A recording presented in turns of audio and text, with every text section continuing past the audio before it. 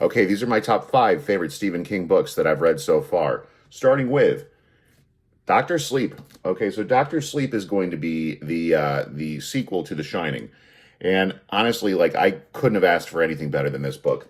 I think the movie is awesome. I think that Rose the Hat. I think the True Knot, the antagonist group that's within this book is so terrifying. Absolutely love Doctor Sleep. I think that the whole story of The Shining and Doctor Sleep, just the lore of The Shine, is perfect. I'm super happy that it's something that's in that's in our lives and that Stephen King brought to the table. Doctor Sleep coming in at number 5. Number 4. Okay, we're going to be coming in with Salem's Lot. Now, if you guys are into vampires, this is going to be the book for you, especially if you're into vampires that are the blood-sucking kind as opposed to like the romantic, sparkly kind.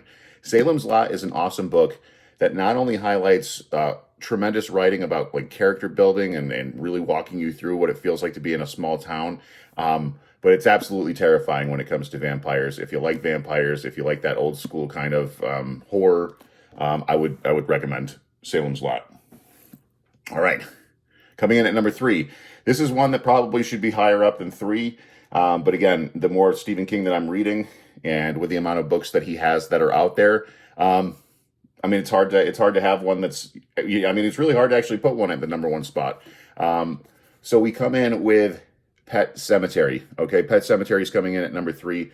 Probably the most terrifying book that I've ever read in my entire life. The Exorcist comes in at a short second, not Stephen King, but if we're talking about books, and maybe I'll do a video separately about just the books, as I read more of these, the ones that just absolutely like made my skin crawl. Pet Sematary is one of those books. If you're looking to get into Stephen King, if you're looking to see what his horror novels are all about, and you want to actually feel something when you're reading, and when I say feel something, you're going to want to take a cold shower in the dark after you read this, probably sit in there for an hour, but Pet Sematary is totally worth it. I love this one. All right. Last 2.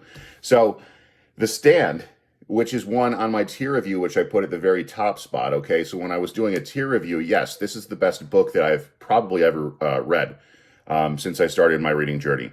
But in terms of my favorite, which is what this video is, my top 5 Stephen King books, this is going to hit the number 2 spot, because while I love this book and while it's the best book that I have ever read, being about, this is, the end of the world, a virus actually starts to hit the world, and the way that he writes about how it just spreads from one person and then just really destroys the country is just insane. It's really cool. The character development in this is awesome. It's not my favorite just because there's this one part in the end that just really bothered me, and it bumped it to the number 2 spot. The book, though, that I have liked the best out of all of the Stephen King books that I've read so far, coming in at the number 1 spot, Bag of Bones. I'm a sucker for a really good ghost story. This is a tremendous ghost story, but it's also a great story about dealing with loss.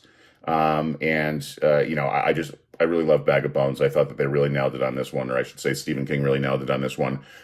This is one that a lot of people haven't heard about, and I don't always see this at the very top spot on a lot of people, so this might make some people mad or scratch their heads, but I just love Bag of Bones, so make sure that you don't sleep on this one.